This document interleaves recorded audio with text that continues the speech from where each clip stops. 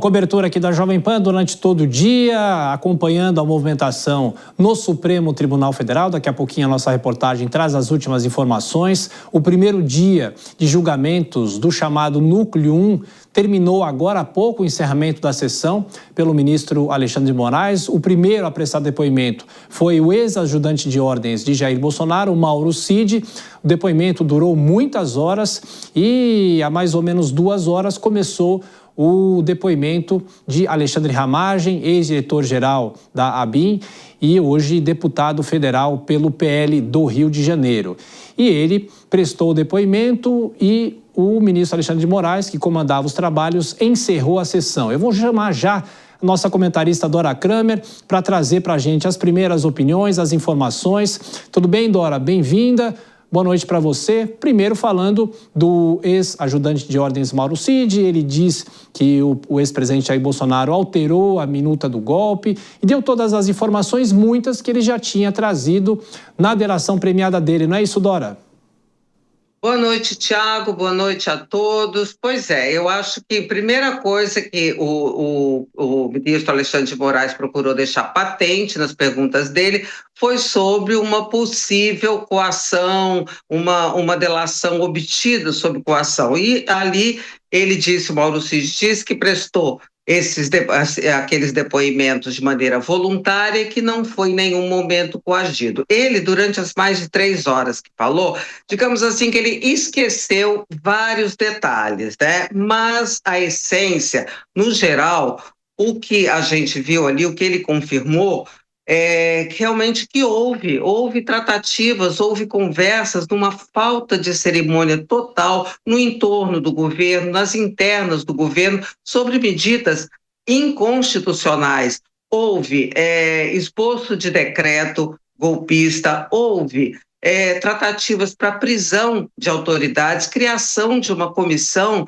que anularia aquelas eleições e organizaria a convocação de um novo pleito. Tudo isso deixa a situação do ex-presidente Jair Bolsonaro, que, segundo Mauro Cid, não só conhecia o tal do decreto do golpe, da minuta de decreto, como até mexeu nela para excluir autoridades, deixar só ali passível de prisão o ministro Alexandre de Moraes. Enfim, tudo isso para ele fica muito difícil ele convencer o juiz, no caso o ministro Alexandre de Moraes, primeiramente, que é o relator, de que ele não tinha nada a ver, tinha um desconhecimento total do que significavam aquelas movimentações. Então, no Mauro Cid, eu acho que foi o depoimento mais importante do dia, e isso ficou muito claro, né? Que no fim, no frigir dos ovos, houve movimentação golpista, sim, na versão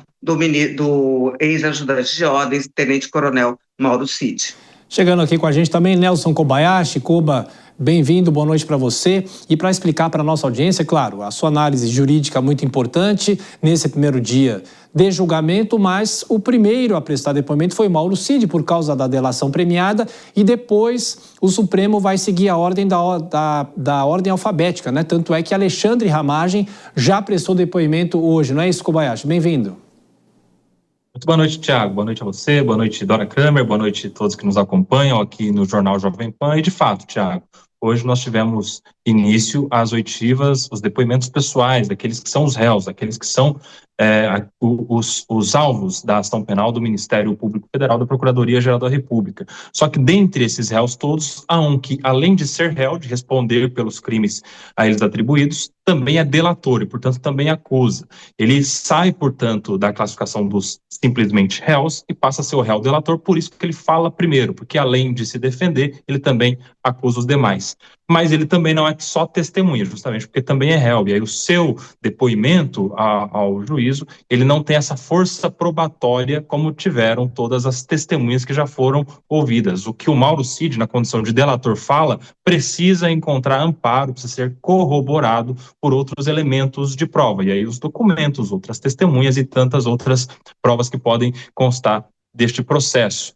Ele fala acusando, inclusive, porque é premiado por isso justamente por estar solto, por não ter os seus familiares respondendo a outros processos e alguns outros benefícios que o Ministério Público deu sob a chancela do Supremo Tribunal Federal. Agora começam, como já começou, os outros que são simplesmente acusados. Alexandre Ramagem, o primeiro, e os demais que serão ouvidos a partir de amanhã, 9 horas da manhã. E vale a pena muito assistir, porque esses depoimentos, como os que aconteceram hoje, trazem contradições, acusações, revelações importantes, e isso tudo vai servir lá na frente, tanto para a acusação quanto para a defesa apresentar os seus argumentos. Bom, o ex-ajudante de ordens Mauro Cid declarou inicialmente que houve uma reunião e que, inclusive, o clima ficou tenso entre integrantes da República. Acompanhe. Em termos de datas, não me lembro bem como foi, mas me parece que foi umas 2, no máximo 3 reuniões, talvez 2, em que foi levado esse documento ao presidente. O documento consistia basicamente de 2 partes, né? A primeira parte eram os considerandos, né? Eram 10, 11, 12 páginas, né? Muito robusto.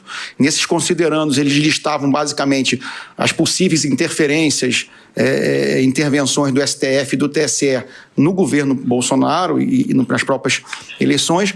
E no segunda parte entrava numa área mais jurídica, né? De estado de defesa, estado de sítio, prisão de autoridades e decretação de um conselho eleitoral, alguma coisa assim para refazer as eleições ou algo parecido. Esse documento, o senhor disse que previa a decretação de prisão de determinadas autoridades. Quais seriam essas autoridades? Ministro, basicamente, vários ministros do STF, o presidente do Senado, acho que o presidente da Câmara não, mas eram de várias autoridades, assim, tanto do STF como do Legislativo. Ao contar o que teria ocorrido nessa reunião, o ex-ajudante de ordens Mauro Cid usou a expressão bravatas. Acompanhe. Meu celular era um local de desabafos, de pedidos, de questionamentos, de todo tipo, né? E como da mesma forma o que acontecia dentro do Palácio do Alvorada era um reflexo do que acontecia em todos os, digamos assim, grupos de WhatsApp e discussões de pessoas, né, apoiadores do Bolsonaro, alguma coisa assim. E a gente tinha de tudo. Só que a maioria das pessoas que vinham falar com a gente eram ou muito bravateiros, digamos assim, né, ou querendo apoiar os acampamentos, né? E os acampamentos na frente dos quartéis, eles sempre tiveram inicialmente um apoio tácito do Exército e depois, com aquela nota que foi escrita, um apoio mais formal. O ex-ajudante de ordens citou que Alexandre de Moraes recebia críticas durante reuniões de integrantes do governo. Só foi muito criticado. Só? O senhor tem que falar a verdade. Sim, senhor. Ministro... Eu estou acostumado. Sim, senhor. Ministro, as pessoas criticavam muito o senhor. As mesmas críticas que o senhor recebe, os mesmos xingamentos, de certa forma, passaram por ali. Não vou dizer que não houve, porque houve, né? Até porque era uma conversa mais... Era uma conversa de bar. Uma conversa de bar. Tanto que... Houve alguma ideia em relação ao centro de gravidade? Não, assim, ministro, nada não, temos que acabar com ele, isso nunca existiu, vamos planejar alguma coisa, isso nunca existiu. Tinha, assim, xingamentos, esse cara desgraçado, coisas que o senhor já ouviu bastante aí, né?